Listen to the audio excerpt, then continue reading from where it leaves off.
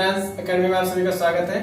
आज हम यूपी लेखपाल का कुछ और इम्पोर्टेंट जो क्वेश्चन मैथ में आए हुए हैं, इसके पहले जो प्रीवियस ईयर में आए हुए क्वेश्चन है वो सभी क्वेश्चन हम वन बाय वन, एक जो मैथ की सीरीज चल रही है इसमें हम वन बाय वन आपको जो है क्वेश्चन प्रोवाइड करा रहे हैं। तो जो भी आपका जो पहले क्वेश्चन आए हुए थे उसके हम सोल्यूशन आपको बताते हैं और उसी के अकॉर्डिंग हम आपको शॉर्ट ट्रिक भी सभी अलग अलग तरीके के क्वेश्चन के बताते हैं, जो कि आप हमारे जो पहले वीडियो अपलोड किए गए हैं वहां जाकर के आप देख सकते हैं तो कैसे समझाया गया। तो अगर आप हमारे चैनल पर पहली बार आए हैं तो आप हमारे चैनल पे जा करके उन सभी वीडियो को पहले देख लें, या फिर हमारे आइकन जो आई बटन है वहां पर जाकर के देखेंगे तो वहां भी आपको उसका लिंक मिल जाएगा, या फिर डिस्क्रिप्शन बॉक्स में जाकर देखेंगे तो वहां से भी आपको उसका लिंक मिल जाएगा, आप जाकर के वहां देख सकते हैं। और आज जो हम कुछ इंपॉर्टेंट क्वेश्चन बताने जा रहे हैं ये है लेखपाल में आए हुए क्वेश्चन है। लगभग 5 क्वेश्चन जो इंपॉर्टेंट हमने आपके लिए ढूंढा है, ये इंपॉर्टेंट क्वेश्चन है जो कि आपके जो 2022 में एग्जाम होने वाला है इसमें आने की ज्यादा संभावनाएं हैं। तो आप इस तरह के क्वेश्चन को देख करके प्रैक्टिस करें और इसका जो भी शॉर्ट ट्रिक बताया जाए उसका यूज करें। तो चलिए आज हम आपको जो क्वेश्चन आज के जो क्वेश्चन है उसको हम बताते हैं। कोई व्यक्ति 8 रुपए में 10 वस्तु खरीदता है और उन्हें 1.25 रुपए प्रति वस्तु की दर से बेचता है, उसका प्रतिशत लाभ क्या है? मतलब कोई व्यक्ति है 8 रुपीज में 10 ऑब्जेक्ट्स को जो है परचेज करता है और उसको जो है 1.25 रुपीज में पर ऑब्जेक्ट के अकॉर्डिंग जो है वो सेल कर देता है। तो इसमें फाइंड करना है कि परसेंटेज प्रॉफिट परसेंट क्या है, ये फाइंड करना है। तो पहले देखते हैं कि जो व्यक्ति है, जो पर्सन है, वो 8 रुपए में 10 ऑब्जेक्ट को सेल करता है, ठीक है। तो 8 रुपए में 10 वस्तु, तो एक वस्तु की कॉस्ट कितनी होगी ये निकालना है, ठीक है। 10 वस्तु का जो मूल्य होगा वो 8 रुपीज है, तो एक वस्तु का कितना हो जाएगा?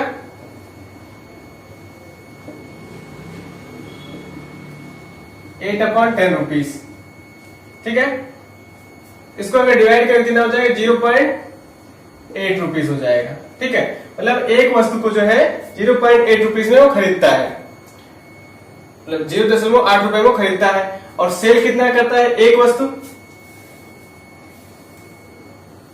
वस्तु का विक्रय मूल्य कितना है? 1.25 रुपीज, 1.25 पैसे के अकॉर्डिंग वो सेल कर देता है। मतलब उसका जो कॉस्ट प्राइस है वो कितना है? 0.8 रुपीज है और उसका सेलिंग प्राइस क्या है? 1.25 रुपीज है, ठीक है।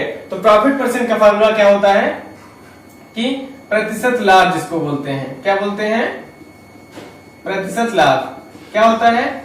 लाभ अपॉन क्रय मूल्य इंटू 100 होता है, ठीक है।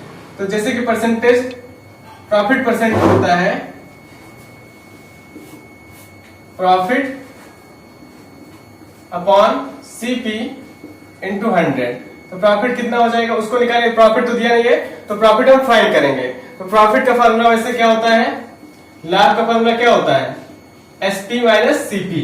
जब SP is greater than CP, जब एसपी जो है बड़ा होता है सीपी से तो प्रॉफिट होता है, जब सीपी बड़ा होता है एसपी से तो लॉस होता है। तो यहाँ क्या होगा? प्रॉफिट होगा। तो प्रॉफिट कैसे होगा? एसपी माइनस सीपी, इस तरीके से निकालेंगे। तो एसपी कितना है? 1.25 रुपीज, और कितना है? सीपी 0.8। अब इसको हम माइनस कर लेंगे तो पता चलेगा कितना प्रॉफिट है। चलिए इसको माइनस करते हैं तो क्या हो जाएगा? 5 और 4, 5 हो गया। 5 में से 0 माइनस करेंगे तो 5 हो जाएगा। अब यहाँ 2 है, 2 से इधर कैरी करेंगे 12, तो क्या हो जाएगा? 0.45। क्या हो जाएगा?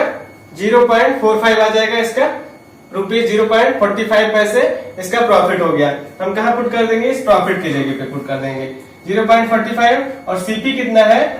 0.8 है इंटू 100, ठीक। अब इसको मल्टीप्लाई करेंगे तो क्या हो जाएगा? 45/0.8, अब 45/0.8 डेसिमल है तो हम ऊपर एक 0 कैरी कर लेंगे, नीचे डेसिमल रिमूव हो जाएगा। मतलब क्या करते हैं, अगर 1 प्लेस पे डेसिमल लगा हुआ तो डेसिमल को हमें पहले रिमूव करने के लिए क्या करना पड़ेगा? 1 प्लेस पे डेसिमल है तो 10 से मल्टीप्लाई, अगर ये 2 प्लेस पे होता तो 100 से मल्टीप्लाई करते, वही किया तो यहाँ ये आ गया। अब इसको हम डिवाइड करेंगे, तो चलिए डिवाइड करेंगे तो क्या आ जाएगा, 8 5 से 40, 8 6 से 48, कितना हो जाएगा 48 और 2, तो ये 8 है, इसको डिवाइड करेंगे 8 5 जो 40, 40 और फिर क्या हो जाएगा 5 करें तो 50 हो जाएगा, 8 6 है 48, 48 और 2 50, 2/8। अब इसको डिवाइड कर सकते हैं, 2 1 2 2 4 8, क्या हो जाएगा 56 होल 1/4%, क्या आ जाएगा आंसर 56 होल 1/4, मतलब 56 सही 1/4% आ जाएगा, प्रतिशत आ जाएगा लाभ। तो प्रतिशत लाभ का कितना आया, ऑप्शन नंबर बी सही होगा इसमें, 56 सही 1/4, मतलब 56 होल 1/4% इसका परसेंटेज प्रॉफिट आएगा। ठीक है, यही इसका आंसर होगा।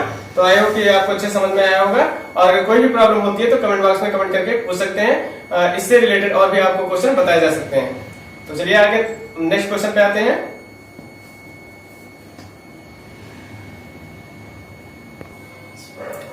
नेक्स्ट क्वेश्चन है, यदि किसी धनराशि पर ब्याज 1 पैसा प्रति रुपया प्रति माह हो तो वार्षिक ब्याज दर का प्रतिशत क्या होगा, मतलब परसेंटेज रेट ऑफ परसेंट क्या है वो फाइंड करना है।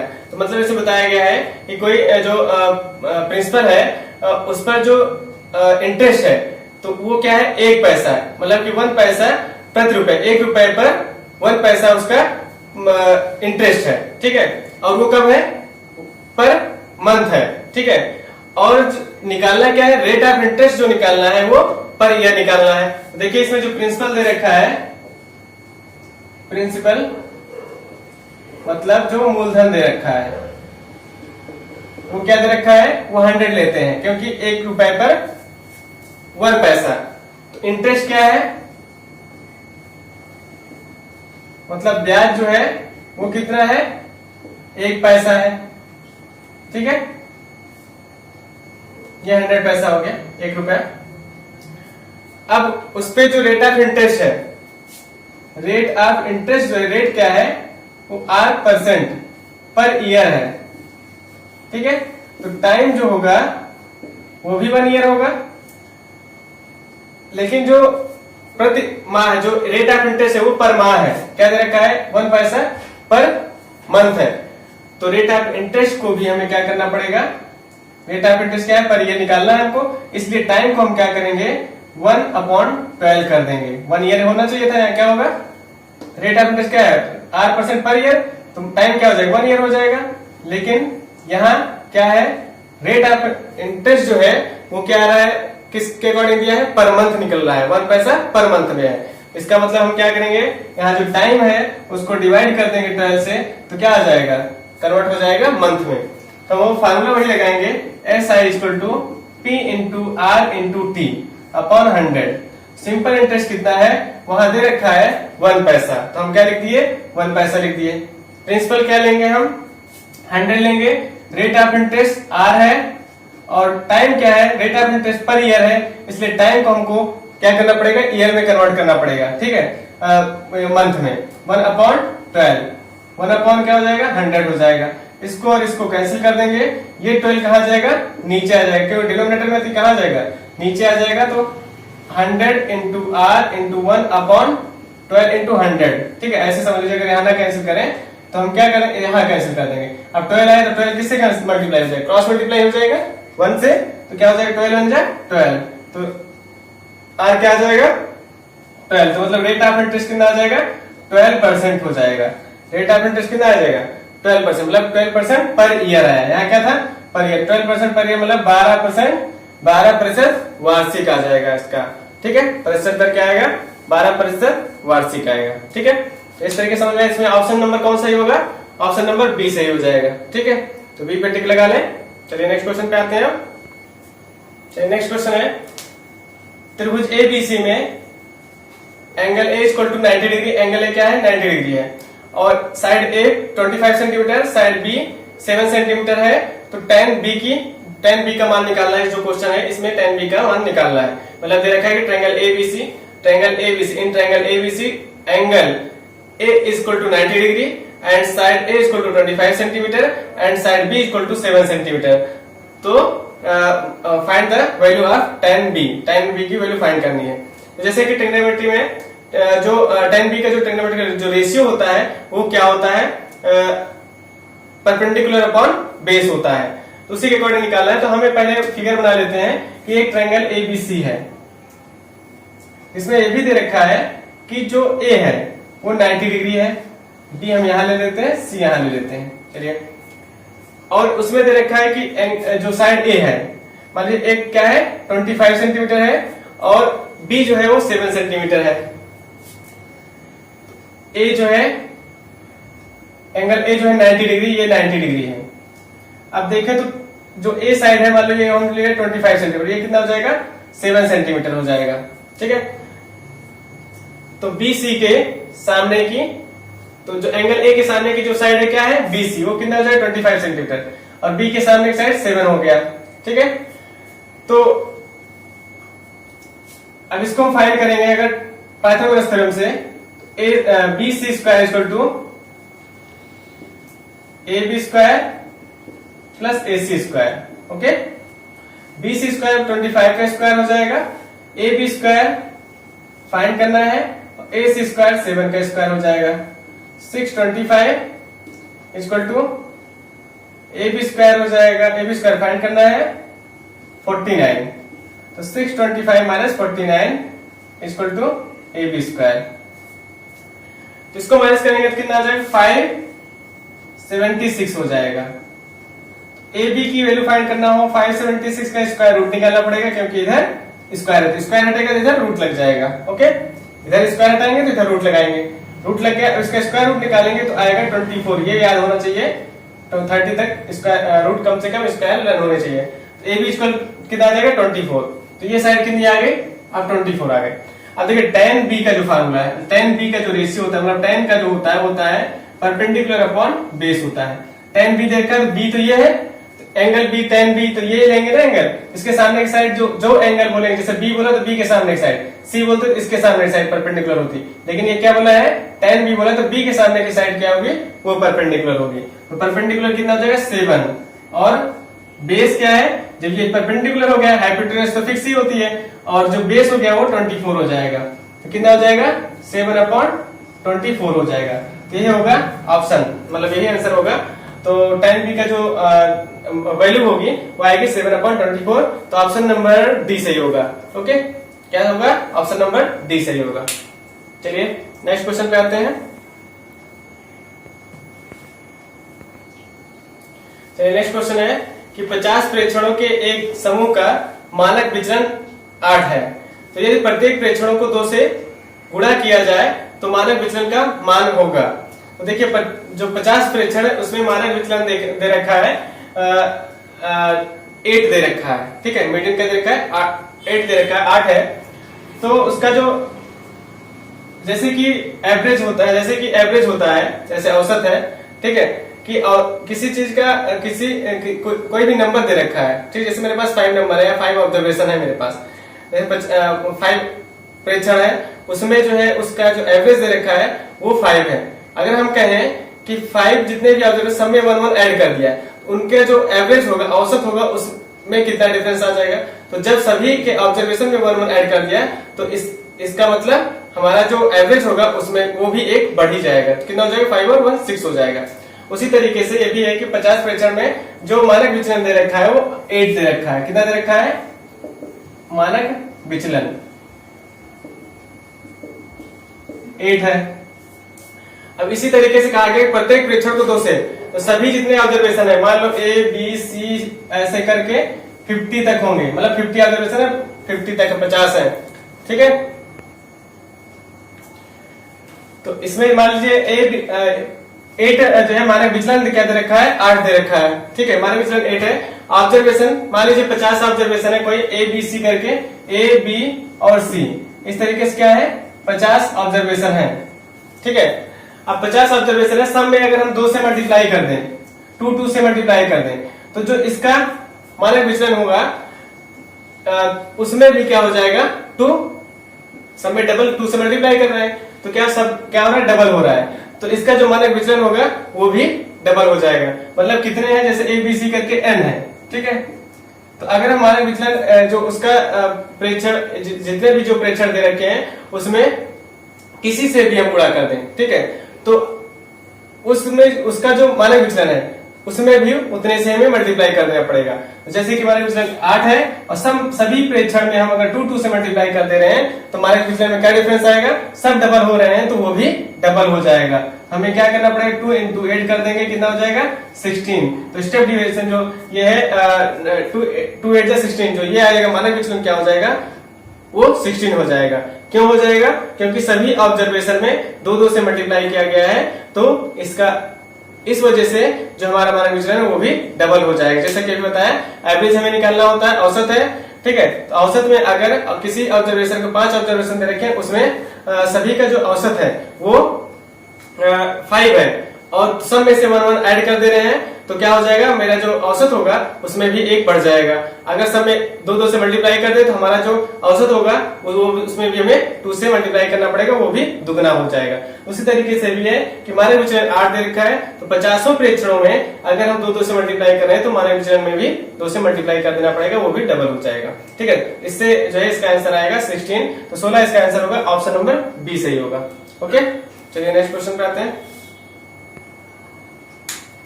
नेक्स्ट क्वेश्चन है कि एक व्यक्ति अपनी यात्रा का 2/11 भाग ट्रेन द्वारा और 17/22 भाग कार द्वारा तथा शेष 1 किलोमीटर पैदल चलकर तय करता है, तो वह कितनी दूरी चलता है, ठीक है। तो ट्रेन द्वारा कितना है, ठीक है, बाय ट्रेन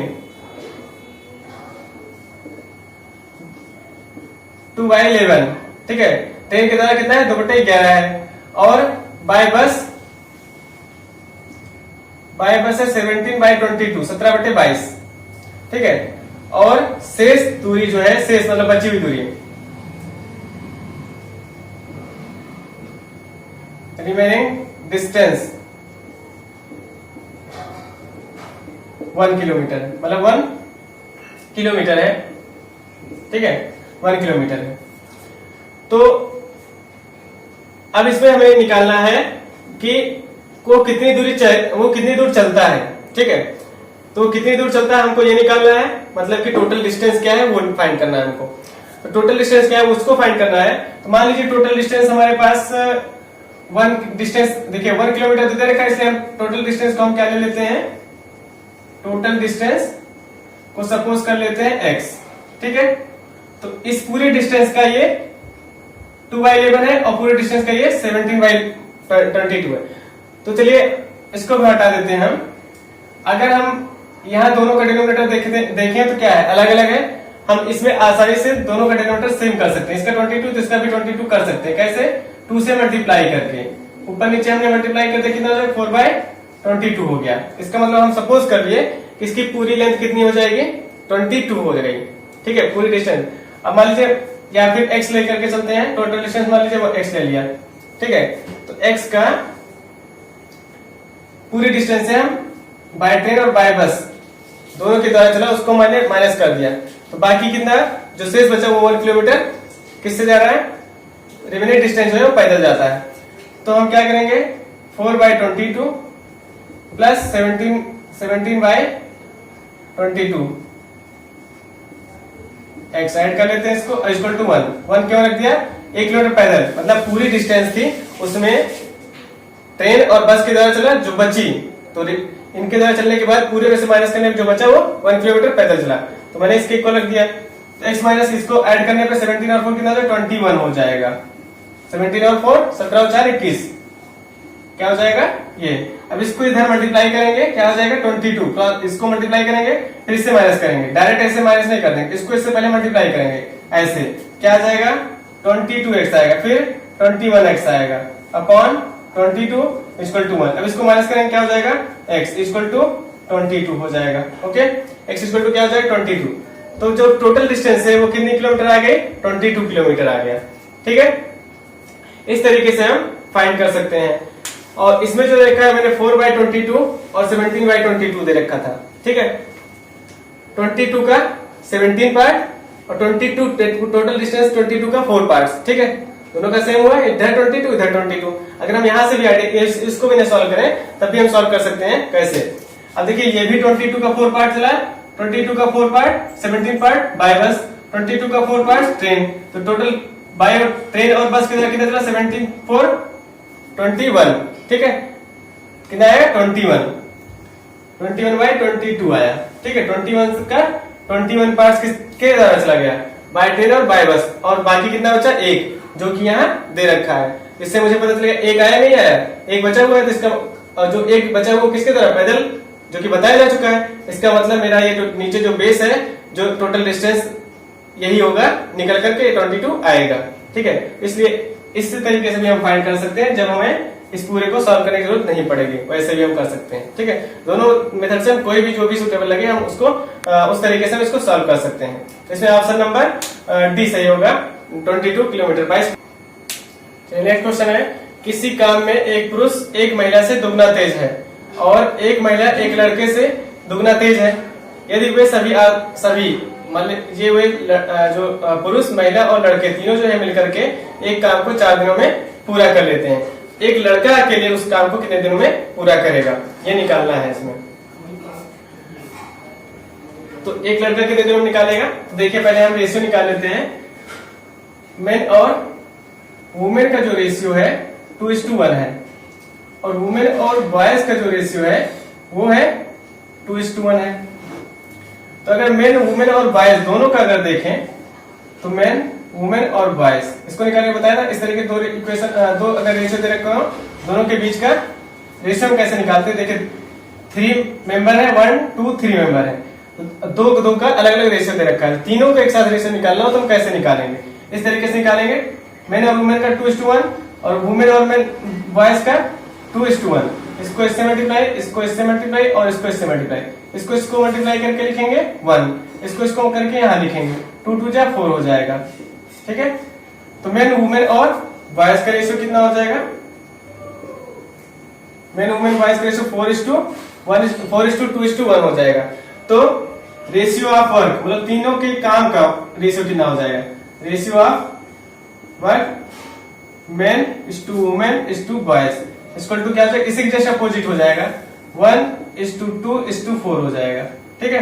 मतलब मेन का कितने काम 1 है और 1 है और बॉयज वुमेन का 2 है और बॉयज का 4 है, ओके। तो अब सभी का एलसीएम लेंगे कितना हो जाएगा, सभी का एलसीएम 2 1 2 और 4 का एलसीएम ले लेंगे 1 आ जाएगा। अब देखें सब को डिवाइड करके कितना आ जाएगा 1 4 वर्क मेन कितने दिन में करेगा 4 डेज में और वुमेन 2 डेज में, बॉयज 1 डेज में, ठीक है। तो पूरा काम कितना है 4 है। अब तीनों मिलकर के ये काम कितने दिन में करते हैं, तीनों मिलकर के जो काम कर रहे हैं वो कर रहे हैं 4 डेज में। तो कितना है 4 2 और 7, ठीक है। तो वैसे कितना लग रहा है 7 डेज लग रहा है, 4 2 और 1 कितना हो जाएगा, मेन वुमेन और बॉयज मिलकर के 4 2 + 1 कितना हो जाएगा 7 डेज हो जाएगा, ठीक है। कितना डेज हो जाएगा 7 डेज हो जाएगा। तो इन तीनों के द्वारा मेन वुमेन और बॉयज इन तीनों के द्वारा एक दिन का काम कितना आया, एक दिन का काम कितना आया, मेन का एक दिन का काम 4 है, वुमेन का एक दिन का काम 2 है, बॉयज का एक दिन का काम 1 है। तो अब हम देखें तो इनके तीनों का एक दिन का काम कितना है 7 है, ठीक है, वर्क है ये 7 वर्क है एक दिन का, ठीक है। अब 4 दिन में करते हैं, तीनों मिलकर कितने दिन में करते हैं, क्वेश्चन में दे रखा है तीनों मिलकर कितने दिन में करते हैं 4 डेज में करते हैं। तो 4 एक दिन का काम 7 है, तो 4 डेज का 28 वर्क कितना आया 28, ठीक है। और 28 वर्क आया, काम पूरा कितना है 28। और बॉयज देखो यहाँ बॉयज के एक दिन का काम कितना है 1, तो 28 काम है तो वो कितने दिन में करेगा 28 डेज में करेगा। तो बॉयज कितने दिन में करेगा 28 बाय 1 इक्वल टू 28 डेज आ जाएगा, ठीक है। समझे, इस तरीके से हम निकालेंगे। तो बॉयज जो लड़का है वो 28 दिन में काम करेगा, क्योंकि पूरा काम क्या है 28 है। यहाँ से कितना लिया था देखिए, मेन वुमेन और बॉयज के एक दिन का काम का वर्क रेशियो क्या है 1:2:4 है। पूरा काम कितना यहाँ से लिया तो 4 आया। मेन का एक दिन का काम कितना है 4, वुमेन का एक दिन का काम कितना है 2 और बॉयज का एक दिन का काम कितना है 1।